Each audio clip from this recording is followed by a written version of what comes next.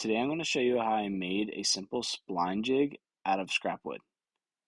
Here I'm taking a 2x4 that I found in my garage and finding the center of it using a very simple method. The board is 3.5 inches wide, so I place the pencil on the square at 1 3/4 inches, and then I make my mark. I'm not really sure what I was thinking with running down the full length of the board, when in reality I just needed it to be at the end to start my cut. Afterwards, I cut it to length, and then I ripped it down the center using my crosscut sled. Now don't tell anybody else that I'm using a crosscut sled to rip. That clearly should only be done on a ripping sled.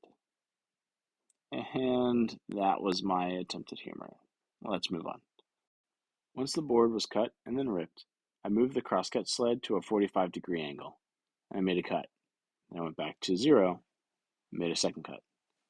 I did both of those cuts one more time. Now make one more 45-degree cut, and we'll use that one during assembly. So now I have 4 pieces that are at a 45-degree angle. I found some scrap plywood and I ripped that down to size.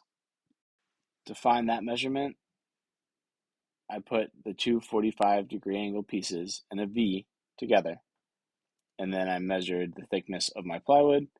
I added that for bracing on either side of those 45-degree angles.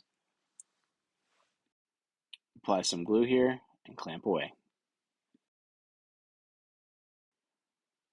Okay, this is the part that I found tricky.